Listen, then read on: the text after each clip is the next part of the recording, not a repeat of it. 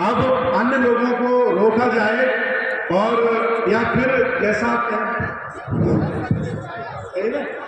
जी बहुत सही सुझाव है। और पानी पी लीजिए जैसा पानी। और आप जिनका इंतजार कर रहे हैं इस कार्यक्रम का, जिनके मन में सपना था, जिन्होंने हमें लखनऊ से बुलाया और कहा कि कार्यक्रम हमें करना है, और 12 दिन का समय मिला, सिर्फ 12 दिन का। अगर 1 महीने का समय मिला होता तो लाखों लोग यहाँ इकट्ठे होते। 12 दिन में कम समय मिला, लेकिन फिर भी आप लोग बहुत बड़ी संख्या में आए। मैं बुलाना चाहता हूँ पूर्व अपर जिला जज एवं सत्र न्यायाधीश मनोज कुमार जी को। आए आदरणीय मनोज कुमार आए और अपना मनोज कुमार जी, मनोज कुमार जज साहब, मनोज कुमार जज साहब, मनोज भाई संघर्ष करो, हम तुम्हारे साथ हैं। मनोज भाई संघर्ष करो, हम तुम्हारे साथ हैं। मनोज भाई आगे बढ़ो, हम तुम्हारे साथ हैं। मनोज भाई आगे बढ़ो। जय संविधान, जय संविधान, जय संविधान, जय संविधान।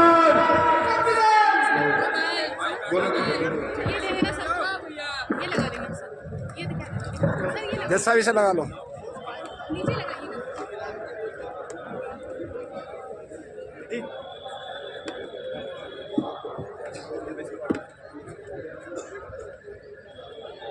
बोलो, यहाँ लगा लो। बहुत बहुत शुक्रिया आदरणीय बंदे जी। यद्यपि मेरे बोलने की बारी आखिरी में थी, लेकिन क्योंकि आदेश प्राप्त हुआ है जनता का, सबसे पहले मैं इस कार्यक्रम के बारे में ये बताना चाहता हूँ कि ये बाबा साहब का परिनिर्वाण दिवस के उपलक्ष्य में ये कार्यक्रम आयोजित किया गया है, जो 6 दिसंबर को होना था, लेकिन आदरणीय राजरतन जी की वजह से इसे आज 17 तारीख में रखना पड़ा। तो मैं सभी सम्मानित लोगों से विनती करता हूँ और प्रार्थना भी करता हूँ, क्योंकि परिनिर्वाण दिवस सबको अपने जीवन में नहीं मिल पाता है, न मनाया जाता है। तो मैं चाहता हूँ कि जिसने हजारों लाखों करोड़ों और अब तो 109 मुल्कों में उनके आदर्शों और सिद्धांत के बारे में बताए जा रहे हैं, अपनी अपनी जगह से खड़े होकर उनके सम्मान में 1 मिनट का मौन रखें।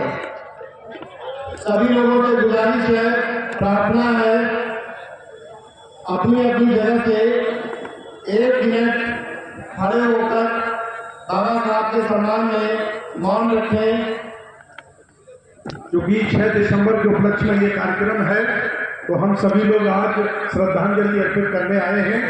तो मौन व्रत करेंगे और बाबा साहब के द्वारा बताए गए मार्ग का आगे बढ़ाने का संकल्प लेंगे। ये मौन 2 मिनट तक रहेगा। सभी लोग खड़े हो जाएं, मंच पे भी लोग खड़े हो जाएं। जी प्रारंभ।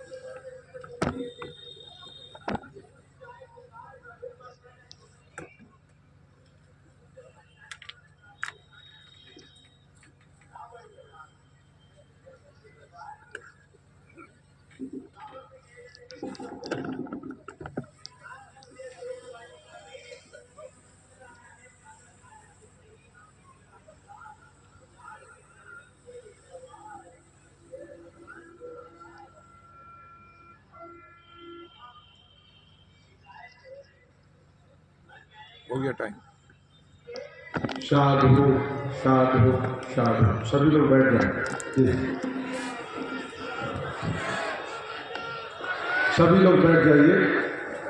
इसी बीच में हमारे बीच में भारतीय किसान यूनियन के राष्ट्रीय प्रवक्ता राकेश टिकैत जी के बड़े भाई नरेश टिकैत जी आए। मैं उनका मंच पर बोल भी नहीं पाया, इतना समय नहीं मिल पाया। तो वो मंच पर विराजमान है, उनकी पूरी टीम है। आदरणीय साहब, सभी लोगों को बहुत बहुत शुक्रिया।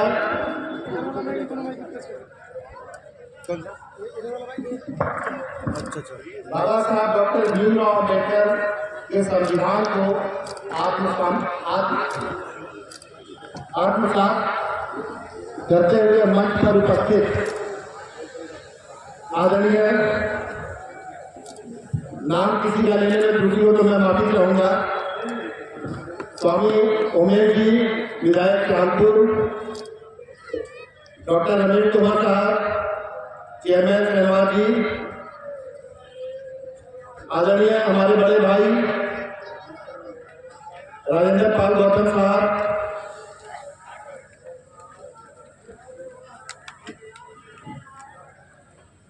आदरणीय रुचि मीना जी, शहनवाज विजय साहब,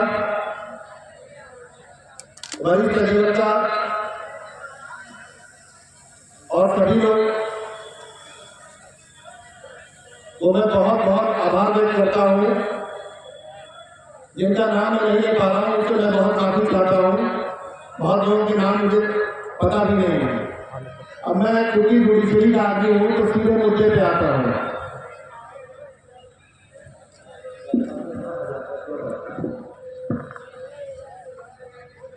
सभी सम्मानित साथियों ने अपनी अपनी बात रखी, अपने अपने विचार रखे।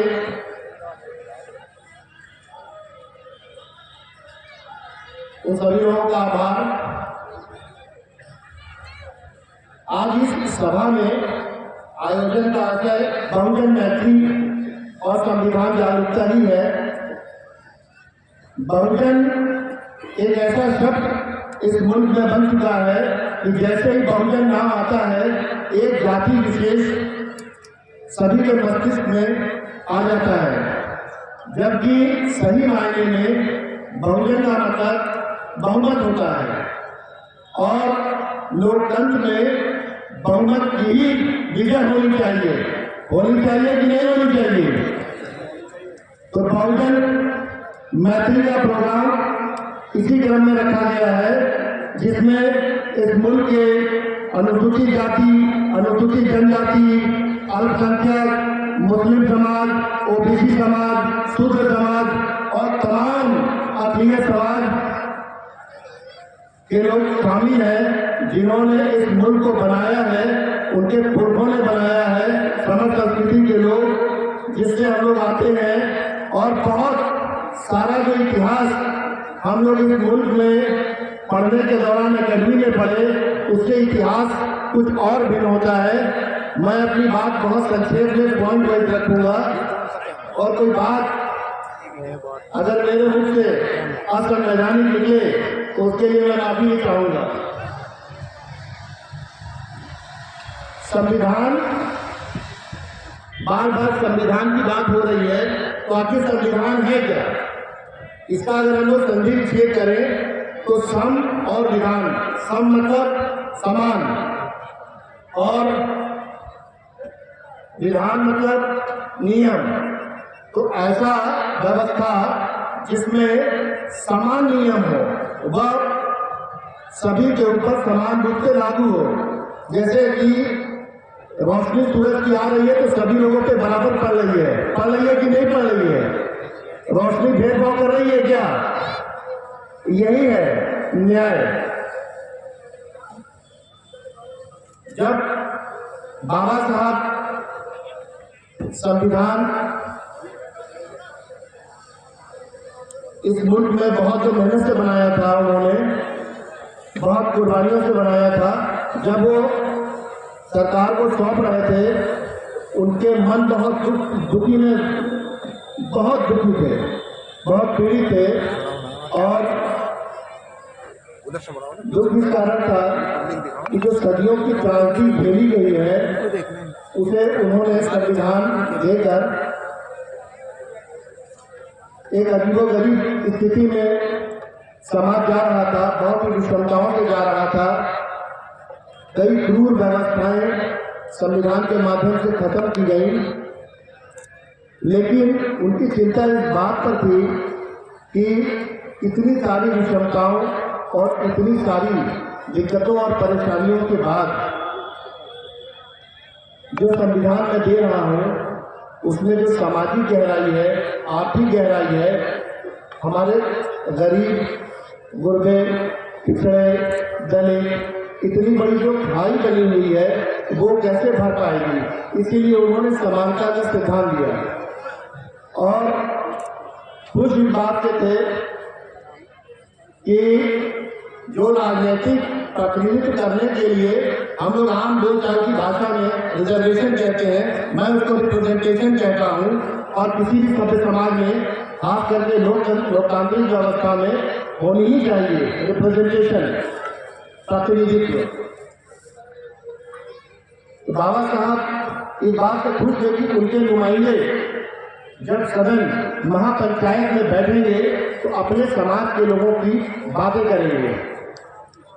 जो भी आरक्षण से, जो भी रिप्रेजेंटेशन वाली थ्योरी से सेवा में आए हैं,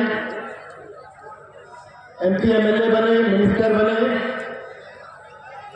मंत्री बने, वो अपने समाज से आए हैं, न कि व्यक्ति विशेष से। तो उनको पे बैक टू सोसाइटी में जाकर वो चीज वापस करनी चाहिए, जबकि वो ऐसा नहीं रहा है। अभी भाई ने बताया कि 127 संभवतः खास करके अनुसूचित जाति के शेड्यूल कास्ट रिप्रेजेंटेटिव्स हैं, लेकिन वो आवाज़ वहाँ तक नहीं पहुँच पाती। ये एक अपने आप में बहुत बड़ी विडंबना दर्शाती है कि 73 वर्षों के बाद भी आप उस स्थिति में नहीं है कि संसद में जय भीम बोल सकें। और मैं एक बात और कहना चाहता हूँ, हम लोग चारों तरफ अब आवाज़ सुनते हैं जय भीम जय भीम। मैंने बहुत लोगों से पूछा कि ये जय भीम है क्या? क्या एक जाति विशेष का नारा है या कोई ऐसा स्लोगन है कि जय भीम बोल दिया और सब कुछ हो गया? जय भीम को समझने के लिए हमें समानता के सिद्धांत को समझना होगा, स्वतंत्रता के सिद्धांत को समझना होगा और न्याय के सिद्धांत को समझना होगा। अगर ये तीनों जिस अवस्था में है वो वहाँ जय भीम बोलेगा। बिजनौर में करीब मैं 103 गांव का भ्रमण किया हूँ। मैं जाऊँ एक साथ। मैंने देखा और पाया कि करीब आधी से ज्यादा आबादी नशे में व्यस्त है, बुरी तरह से जटा हुआ है, वो भी जय भीम कहता है। तो हम लोगों को वैसा जय भीम नहीं चाहिए। एक भीम ने अगर हजारों लाखों करोड़ों लोगों के जीवन बदले हैं तो निश्चित रूप से हम लोगों की नैतिक जिम्मेदारी बनती है कि उस रोशनी को और बढ़ाया जाए, उस पथ से आगे चला जाए। मेरी करीब 17 वर्ष 2 महीने 13 दिन की मैंने सेवा की है, न्यायिक सेवा। और जिस व्यवस्था में हम लोग जा रहे हैं उससे बहुत मन में मेरे पीड़ा है, बहुत तकलीफ है। इसलिए मैंने कहा कि नहीं, अब ये दाल रोटी की व्यवस्था तो कर ली जाएगी क्योंकि विधि का छात्र रहा हूँ, लेकिन समाज के लिए कुछ कर जाना है। मरना उसको भी है जो घर के अंदर है और जो बाहर है उसको भी मरना है, लेकिन कुछ करके हम लोगों को जाना है।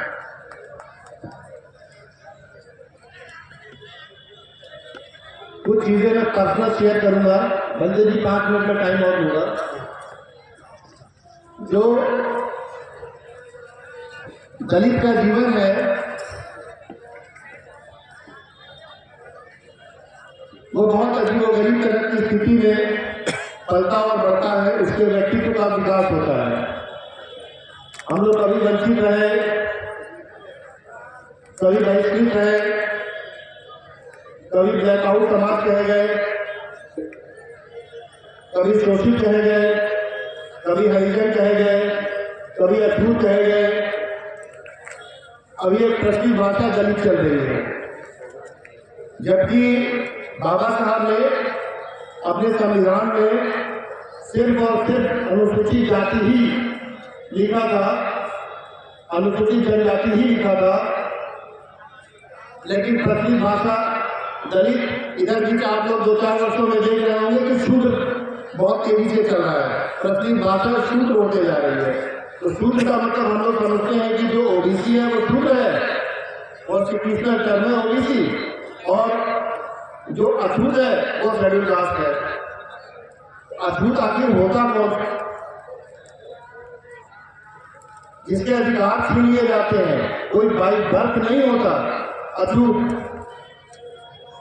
पैदा होते सब अपने घर में राजा बाबू और रानी पैदा होते हैं,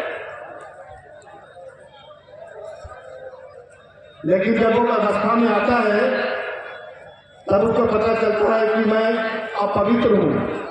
उसको समाज के ताने वाले में एक अलग सी फीलिंग जलाई जाती है कि आप कुछ अलग सा हो। वाकया सभी लोगों के जीवन में जो समाज से होंगे वो आए दिन इसको फेस करते होंगे, चाहे वो मोहल्ले में हो, चाहे वो कार्यालय में हो, चाहे न्यायालय के अंदर हो, न्यायालय के बाहर हो, चौराहे पे हो, जो भी समाज का अंग है, जिस जगह पे है वहाँ पर उसको एहसास कराया जाता है। और एहसास से उतना उसका डरा हुआ व्यक्ति तो रहता है कि आप उसकी कल्पना नहीं कर सकते।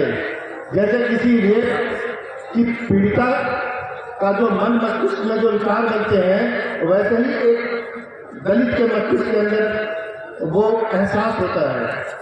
दो तीन बातें मैं अपने जीवन में बताना चाहूँगा, क्योंकि पब्लिक फोरम में आ चुका हूँ।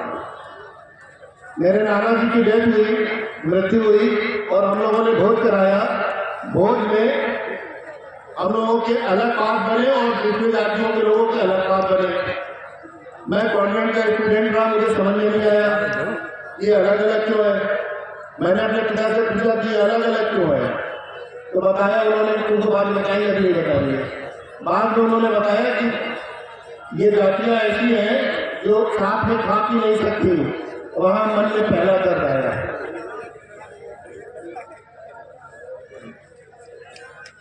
दलित होना और अछूत होना आपके बस में नहीं है। किसी के बस में है कि कोई कहाँ पैदा हो?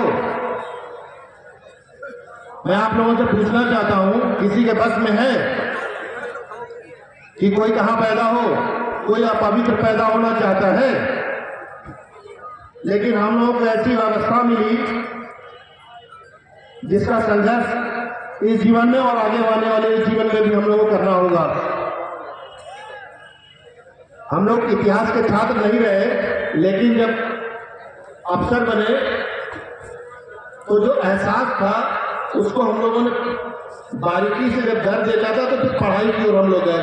फिर अम्बेडकरी इतिहास को हम लोगों ने पढ़ा कि आखिर हम लोग हैं कौन, इस तरीके से भेदभाव हो क्यों रहा है हम लोगों के साथ। तो इतिहास तो कुछ और भी निकला, जो आदरणीय भट्टे जी अभी बता रहे थे। अब हम लोगों के सामने जो चुनौतियां हैं और जो आई हैं 73 वर्षों से, जो हम लोगों का समाज है, बहुत सारे आरक्षण से अधिकारी, जज, कलेक्टर, सिपाही, दरोगा, बाबू, चपरासी सब दे दिया, लेकिन जिस तरीके से हम लोगों को आना चाहिए था वो व्यवस्था नहीं आ पाई है। और इसमें हम लोगों का नकारा और निकम्मा समाज रहा है, जो अग्रणी भूमिका में रहा है। उसके बावजूद उसने पे बैक टू सोसाइटी के काम नहीं किया है। मेरी शिकायत है उन सभी लोगों से जिन्होंने संविधान से उसका फल तो चखा, लेकिन अपने लोगों से दूर होते चले गए। मुझे बहुत बड़ी शिकायत है उनसे। दूसरा, मैं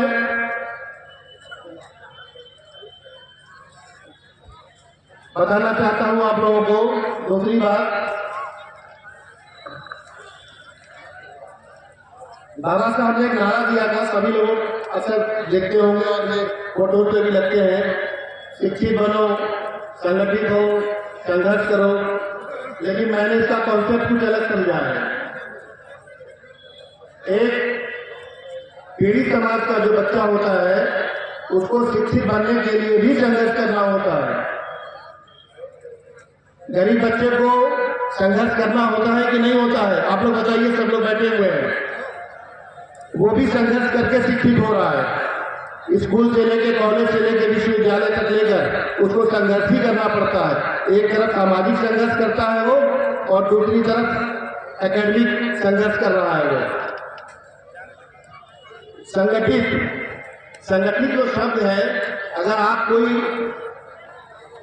अंबेडकर के नाम पे कोई एसोसिएशन बनाने जाएंगे तो आरओसी आपको कह देगा रजिस्ट्रार इस जिले में हजारों संगठन पहले से मौजूद है, आप साहब नाम बदल लो इसका।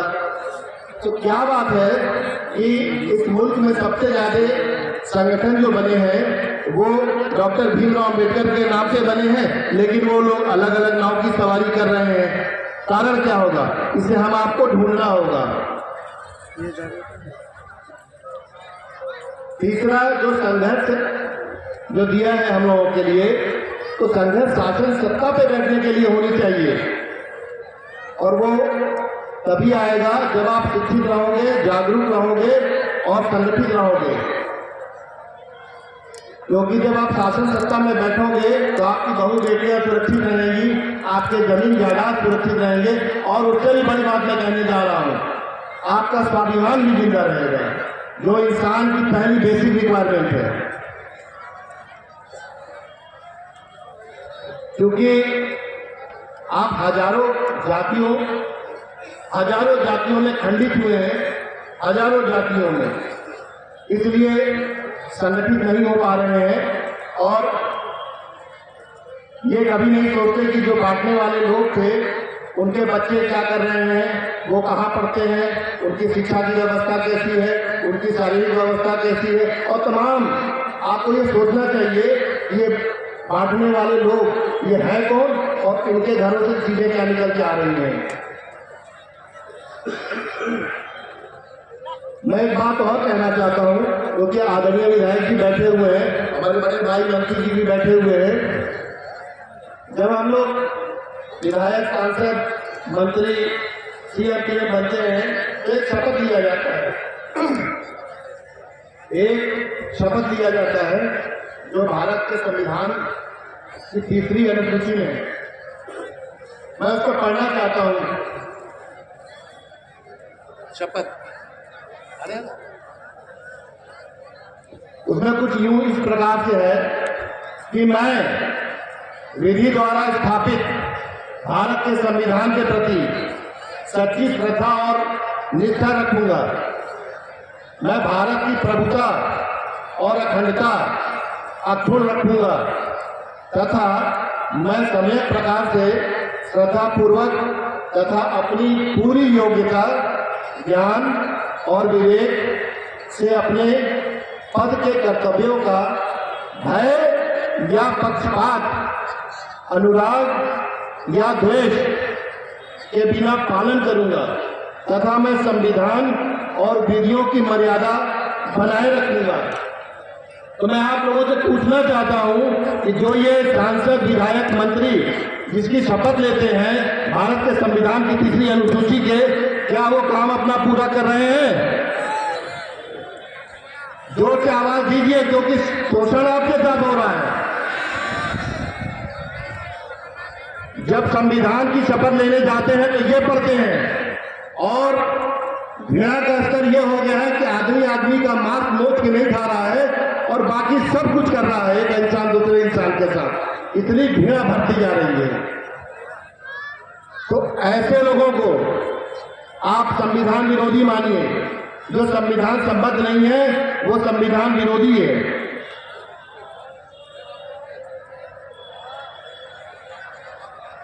संविधान की जागरूकता आखिर पड़ी क्यों, और इस कार्यक्रम का नाम भी रखा गया है संविधान जागरूकता महासम्मेलन, क्योंकि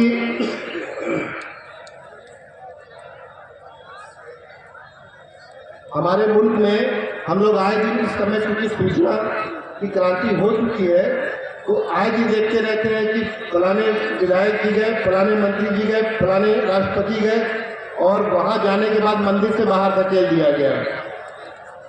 विधानसभाओं में गंगा जल का भी छिड़काव किया जा रहा है। चांद की बात हो रही है, इसरो से चंद्रयान देखे जा रहे हैं, और यहाँ गंगा जल से शुद्धिकरण भी चल रही है। तो ऐसी व्यवस्था को हम लोग को ध्वस्त करना है। ये जी इन्हीं की बात कर रहा था। भारत का पहला व्यक्ति अगर राष्ट्रपति होता है और राष्ट्रपति के साथ अगर ऐसा होता है, उस मानसिकता को हम लोगों को चलना होगा, हिंसक होकर नहीं, संवैधानिक मर्यादाओं में।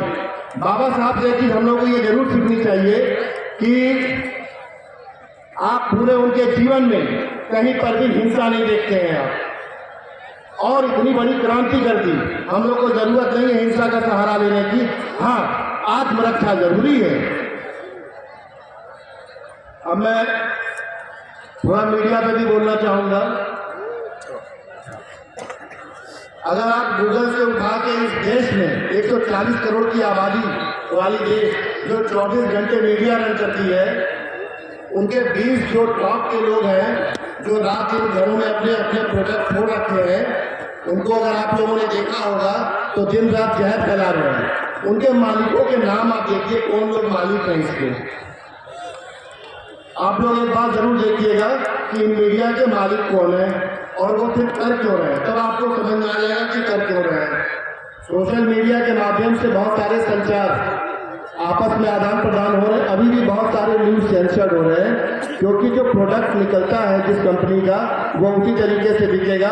तो जैसा मालिक चाहता है वैसा नौकर करता है। और हमें कहने में कोई भी शक नहीं है कि आज की तारीख में जिसके ऊपर सबसे ज्यादा जिम्मेदारी थी, वो सबसे ज्यादा प्राइवेट काम कर रहे हैं। उनका काम कर रहे हैं जो पूंजीवाद में विश्वास करते हैं, जिनका कोई भी मानवता से लेना देना नहीं है।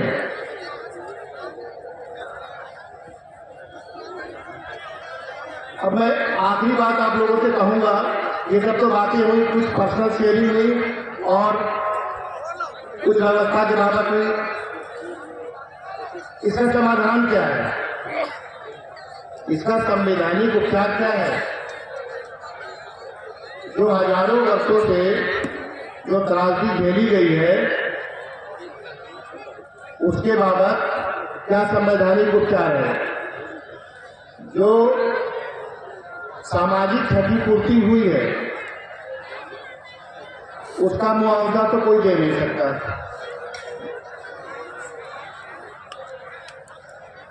जितने लोग आज शाह बहादुर बन के टाई लगाए हुए हैं और कुर्सी पर बैठे हुए हैं, अगर 4 दशक 5 दशक और 3 जनरेशन अगर पीछे चले जाएंगे तो आपको वही झाड़ू दिखेगी कमर पे और गले में हरिया दिखेगा।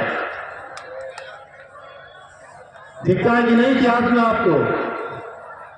तो उस व्यवस्था को बदलने के लिए हम लोग को एकमात्र हम लोगों को जो बाबा साहब देकर गए हैं वो है भारत का संविधान। इसको ज्यादा से ज्यादा पढ़िए। आप कुछ और हो सके तो ना पढ़िए, और पढ़ते हैं तो इसको छोड़कर कुछ ना पढ़िए, लेकिन जरूर एक बार पढ़िए भारत का संविधान। भारत का संविधान जो लोग आपका शोषण कर रहे हैं वो सबसे ज्यादा इस समय पढ़ रहे हैं। और हम लोगों की आखिरी लड़ाई शुरू हो चुकी है। आखिरी लड़ाई मतलब सारे अधिकार अब छिलने वाले हैं। अब ईवीएम भी आ चुका है, जो लोकतंत्र को पूरी तरीके से अपने काम किए जा रहे हैं। और अभी सीनियर अधिवक्ता भानु प्रताप साहब को जिस पे रोशनी डालेंगे। आप लोग ईवीएम के समर्थन में है या विरोध में है? मैं चाहता हूं कि जोर से इस बात को बोली जाए। संविधान के सॉरी ईवीएम के विरोध में है या समर्थन में है? अब देखिए, इतने लोग ईवीएम के विरोध में अपना हाथ उठा रहे हैं। मुश्किल से 10-5% लोग नहीं उठा पाए हैं।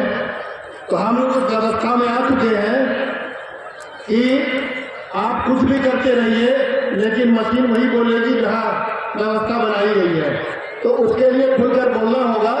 और जैसा राजरतन साहब ने कहा कि भारत का अनुच्छेद 1 article 1 India that is Bharat shall be an union of state, ये कहता है हम लोगों का। और सारी ताकत कहां पे है? सारी ताकत संविधान में कहां पे लगी हुई है? 4 न्यायाधीशों ने सुप्रीम कोर्ट के जून 2018 में पब्लिक के बीच में आकर मैं बात खत्म करता हूँ। पब्लिक के बीच में आकर क्या कहा था? उन्होंने कहा कि लोकतंत्र खतरे में है। यह सुप्रीम कोर्ट में सिटिंग जजेस ने कहा कि लोकतंत्र खतरे में है, वो सामान्य नहीं होते। उनकी एक बहुत बड़ी प्रक्रिया से वहां तक गुजर के जाते हैं। उन लोगों ने बोला कि आप लोग, वी द पीपल, आप लोगों की जिम्मेदारी बनती है कि आप लोग संविधान की रक्षा करें और पूरी तरीके से रक्षा करें, अन्यथा सब कुछ होने वाला है। मुझे सुनने के लिए बहुत बहुत आभार, बहुत बहुत शुक्रिया।